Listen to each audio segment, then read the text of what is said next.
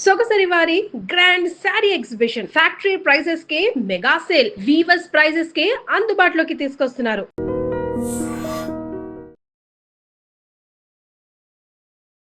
నమస్తే గురుగారు. మహాదేవ శ్రీమాత్రే నమః.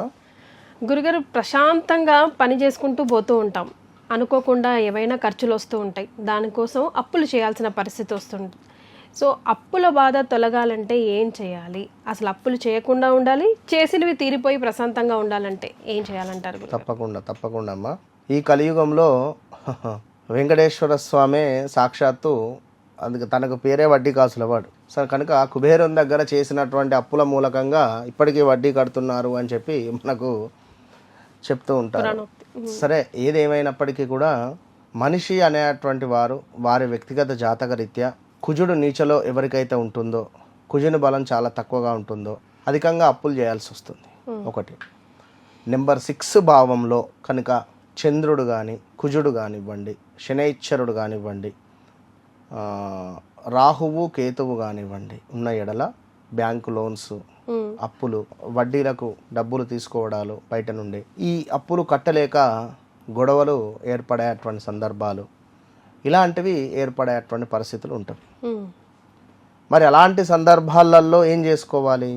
కనుక ఏది ఏమైనప్పటికీ కూడా ఇప్పుడు మీకు 1 మంత్లో ఇస్తాను, లేదా 20 నెలల్లో ఇస్తాను, లేదా 1 వీక్లో ఇస్తాను అని చెప్పి ఇద్దామని తీసుకుంటాం జనరల్గా. ఆ సమయంలో మన టైం బాగాలేదని మనం అర్థం చేసుకోవాలి. ఎప్పుడైనా కూడా లాంగ్ పీరియడ్ పెట్టుకోవాలి. మరి ఆ విధంగా నడుస్తున్నాయా, ఇట్లా ఎన్ని నెలలు అనేది కూడా మనం చూసుకోవాలి. ఇప్పుడు ఉదయం 10 గంటలకు బస్సు ఉంది, ఉదయం 10 గంటలకు బస్సు ఉంది అని మనకు మెసేజ్ వచ్చింది. ఎన్నింటికి వెళ్తారు మీరు? 9:30 అట్లీస్ట్ అక్కడ ఉండేటట్టు చూసి 9 వేసుకోండి. అయ్యో, అట్లీస్ట్ ఉదయం తెల్లవారుజామున 5ంటికే వెళ్ళి కూర్చోరుగా. అంటే నేననేది ఏమిటి అంటే, ఓకే, ఒకవేళ మీరు మీ ఆతృత లేదా మీకు ఇక్కడ ఉండబుద్ధి అవ్వటం లేదు, వెళ్ళి కూర్చుంటారు. బస్ స్టాండ్లో పండుకుంటారు. ఎయిర్పోర్ట్లో ఏమన్నా కావచ్చును, లైక్ ఫ్లైట్ కానీ ఏదైనా డిలే ఉండవచ్చును.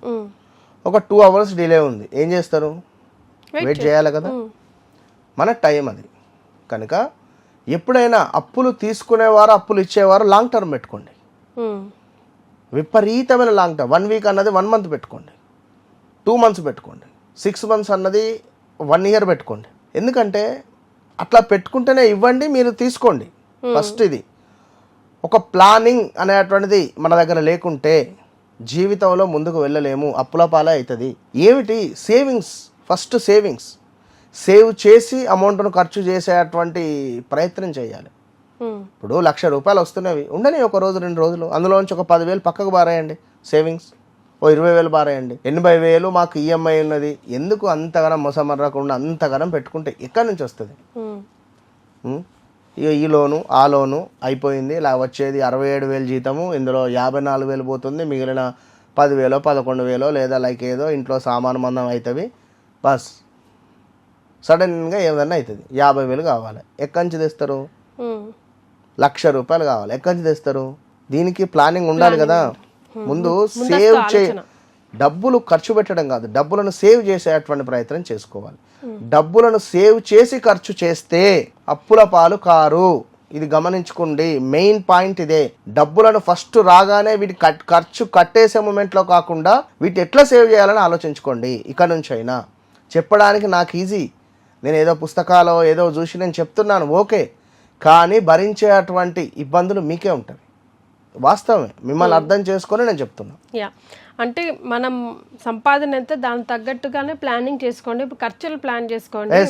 50 ఉంటే 60 అప్పులు చేసి కూర్చుంటే రేపటి రోజున ఎట్లా అంటున్నారు? ఇప్పుడు చేసేది మీరే కదా.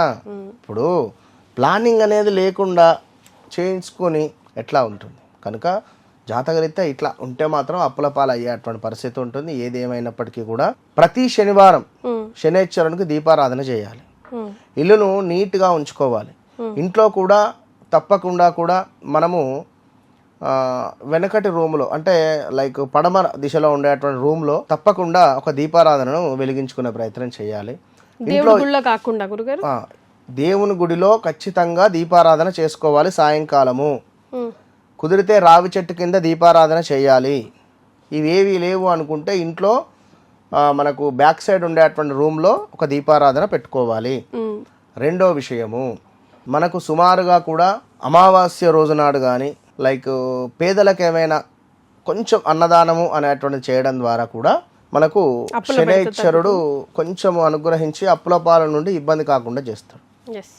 ఇక మరొక విషయం ఏమిటి అంటే ఆవు గోమాత సేవ చేసుకున్నా కూడా ఫలితం ఉంటుంది. ప్రతిరోజు పడుకునేటువంటి క్రమంలో నేను నాకున్నటువంటి అప్పులను ఖచ్చితంగా నేను తీరుస్తా అని మనసులో సంకల్పం చేసుకోవాలి. ఏ గుడికి వెళ్ళినా కూడా నేను నా అప్పులను ఖచ్చితంగా నేను తీరుస్తాను, ఆ శక్తిని లైక్ అది అని మన మనసులో సంకల్పం చేసుకోవాలి, భగవంతుని నమస్కరించుకోవాలి. టెన్షన్ ఏం పడాల్సిన పని లేదు, తప్పకుండా అద్భుతమైనటువంటి ఫలితాలు కనబడతాయి. ఎస్ గురుగారు, కేవలం రెమెడీసే కాకుండా ఫస్ట్ ప్లానింగ్ ఎలా చేసుకోవాలి, ఆ తర్వాత ఎలాంటి రెమెడీస్ చేసుకుంటే ఈ బెడత నుంచి తొందరగా బయటపడొచ్చు అనేది తెలియజేశారు. ధన్యవాదాలు Mahadeva. And for more videos, Please subscribe to iDream. Please subscribe to iDream. Please subscribe iDream. And please subscribe to iDream. For more videos, subscribe to iDream.